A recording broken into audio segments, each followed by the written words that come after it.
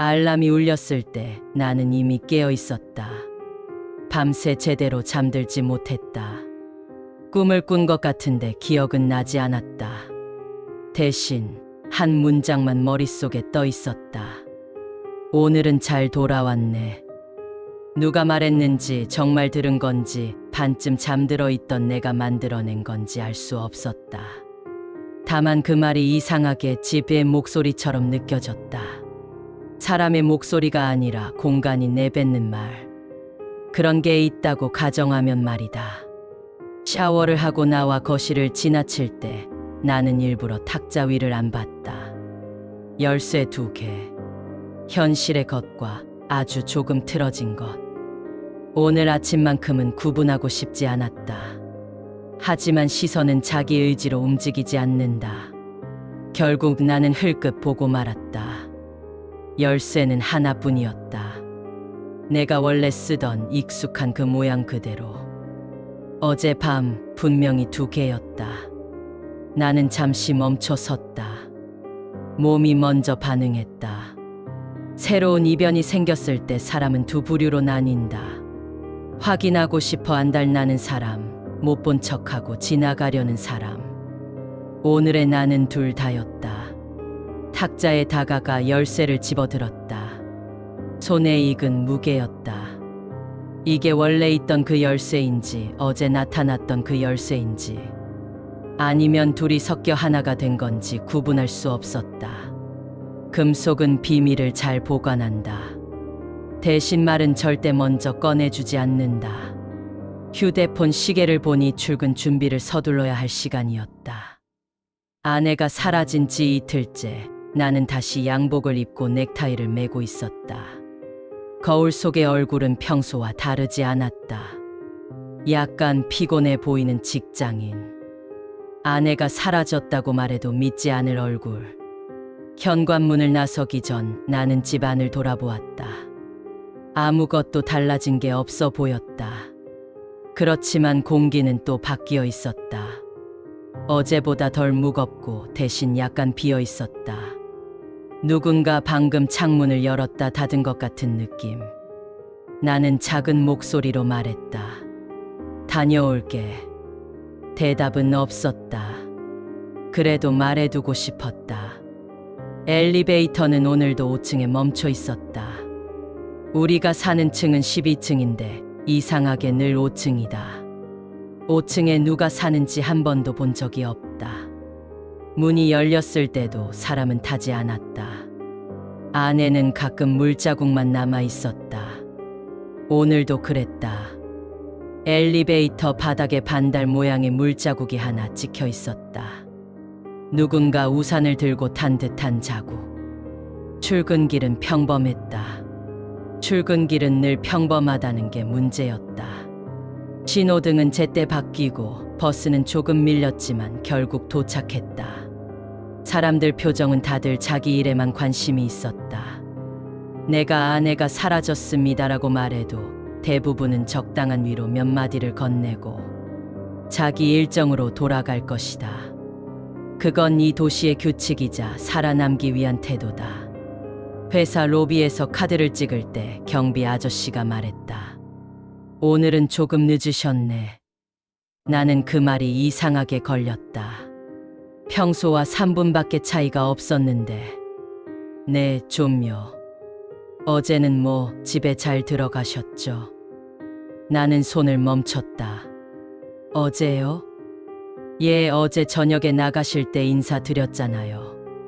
오늘은 빨리 들어가야죠 하시면서. 나는 어제 저녁 로비에 내려온 기억이 없었다. 집에서 밖으로 나간 적도 없다. 현관문 앞까지 나갔다가 도망치듯 돌아온 이후 나는 집 안에만 있었다. 어제 저녁에요? 몇 시쯤이었죠? 글쎄 한 7시 조금 안 됐을 때. 시계가 멈춰 있던 시간이 18시 12분. 초침이 다시 움직인 게 그보다 조금 뒤. 나는 가볍게 웃으며 대답했다. 아, 그랬죠. 몸이 먼저 거짓말을 골랐다. 경비에게 자세한 이야기를 들을 수 있는 분위기도 아니었다. 자리로 돌아와 앉았지만 모니터를 켜고도 아무것도 하지 못했다. 어제 저녁 나는 분명 집 밖으로 나온 적이 없다. 그런데 누군가는 나를 봤다. 내가 로비를 지나가는 걸. 만약 그게 사실이라면 집 안에 있었던 나는 누구였을까? 혹은 로비를 지나간 쪽이 내가 아니었을까? 머릿속이 점점 시끄러워졌다. 그럴수록 겉으로는 조용해진다. 하드보일드한 사람들 대부분이 그렇다. 속이 복잡할수록 표정은 덜 움직인다. 점심시간 무렵 팀장이 내 자리를 지나가다 말했다. 어제 전화 잘 받았어요. 집에 일이 있다고 해서. 나는 모니터에서 눈을 떼지 못한 채로 물었다. 어제요? 응. 저녁 먹고 있는데 전화 왔잖아. 아내분이 많이 놀라셨겠다 했더니 괜찮다고 하셔서. 나는 전혀 기억이 없었다. 어제 팀장에게 전화한 적 없다. 전화 기록을 열어보니 그 번호로 발신이 한 건 있었다. 시간은 19시 03분. 통화 시간 2분 14초. 통화 내용은 내 기억에서 완전히 빠져 있었다. 마치 누군가가 대신 말을 한 것처럼. 제가 뭐라고 했죠? 팀장이 나를 쳐다봤다. 괜찮냐고 좀 여러 번 물으시길래 일단 내일까지는 휴가 쓰시라고 했는데 오늘 이렇게 나온 거잖아. 대단하네. 그는 어깨를 툭 치고 지나갔다. 나는 한동안 화면만 바라봤다. 어제 저녁 나는 로비에 있었고 팀장에게 전화를 걸어 휴가를 얘기했다. 그 시간에 나는 분명히 집 안거실에 앉아 있었다. 손에 열쇠 2개를 들고 벽을 보고 있었다. 둘 다 사실일 수는 없다. 아니면 둘 다 사실일 수도 있다. 문제는 어느 쪽을 내가로 인정할지였다. 오후 내내 집중이 되지 않았다. 손가락은 키보드 위를 맴돌았지만 거의 아무것도 쓰지 못했다. 퇴근 시간이 가까워질수록 이상하게 가슴이 조여왔다. 집에 가고 싶지 않은 마음과 집에 빨리 돌아가야 한다는 마음이 동시에 커졌다. 결국 나는 정시보다 조금 일찍 자리를 떴다. 팀장이 별말은 하지 않았다. 어제의 나가 이미 무언가 설명을 충분히 해둔 모양이었다. 집으로 돌아오는 길, 아파트 입구는 평소보다 어두웠다. 가로등 몇 개가 꺼져 있었다. 고장난 것인지 일부러 그런 것인지 알 수 없었다. 엘리베이터는 여전히 5층에 있었다. 버튼을 누르자 문이 열리고 아무도 타고 있지 않았다. 바닥에는 오늘도 물자국이 있었다. 이번엔 2개. 나란히 찍힌 반달. 누가 타고 내렸을까? 집 문 앞에 서서 열쇠를 넣으려는데 문이 아주 조금 벌어져 있는 게 느껴졌다. 내가 잠그고 나갔는데 나는 잠시 손을 멈췄다가 아무 일 아닌 척 문을 밀고 들어갔다. 집 안은 어제와 똑같았다. 눈에 띄는 변화는 하나뿐이었다. 거실 탁자 위 열쇠가 2개였다. 아침에 하나였던 열쇠가 다시 2개. 모양은 어제와 달라져 있었다. 이번엔 2개 모두 같은 듯 보였다. 아무리 봐도 차이를 찾기 힘들었다. 대신 탁자 표면에 물자국이 희미하게 남아 있었다. 손에 쥐고 있었던 게 아니라 누군가 젖은 손으로 내려놓은 듯한 모양. 나는 웃음이 나왔다. 출근하고 있는 사이에 회의라도 했나 보지. 농담이라는 걸 알면서도 입 밖으로 나올 때 약간의 진심이 섞여 있었다. 내가 없는 사이 이 집에서 무슨 일이 일어났는지 상상하는 게 차라리 마음이 편했다. 상상은 증거를 요구하지 않으니까. 휴대폰을 켰다. 부재중 전화는 없었다. 문자도 없었다. 대신 알림 하나가 새로 떠 있었다. 어제 통화 녹음 파일이 저장되었습니다. 나는 그런 기능을 설정한 기억이 없었다. 재생 버튼을 눌렀다. 처음엔 잡음. 곧 내 목소리가 들렸다. 팀장님, 저 오늘 좀 일찍 들어가야 할 것 같습니다. 집에 일이 생겨서. 목소리는 평소보다 조금 낮았다. 팀장의 목소리가 따라 나왔다. 그래요? 무슨 일인데요? 잠시 침묵. 그 다음 내 목소리는 조금 달라져 있었다. 아내가 아직 안 돌아와서요. 여기 제가 아닌 사람만 있어서.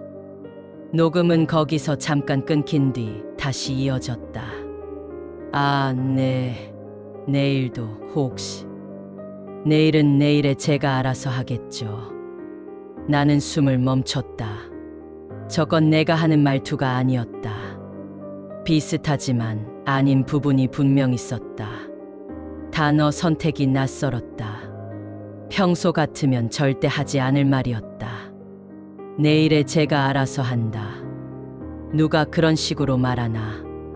파일은 거기까지였다. 더 이상 재생되지 않았다. 나는 휴대폰을 천천히 내려놓았다. 이 집 어딘가에 나와 비슷하지만 조금 다른 사람이 있다. 그가 아내와 무슨 관계인지, 나와 무슨 관계인지 아직 알 수 없다. 다만 그가 나 대신 몇 가지 일을 처리하고 있다는 건 확실했다. 로비를 지나가고 팀장에게 전화를 걸고, 그리고 어쩌면 집 안에서 아내와 마지막으로 무언가를 이야기했을 수도 있다. 거실 시계는 여전히 18시 13분을 가리키고 있었다. 초침은 오늘 하루 동안 단 한 번도 움직이지 않은 것처럼 보였다. 하지만 나는 알 수 있었다. 누군가가 보지 않는 사이에 이 집은 시간을 조금씩 옮기고 있다는 걸. 나는 조용히 탁자에 앉아 두 열쇠를 번갈아 쥐어봤다. 어느 쪽이 현실이고 어느 쪽이 균열인지 더 이상 나눌 수 없었다. 그냥 둘 다 지금의 나와 관련된 무엇일 뿐이었다.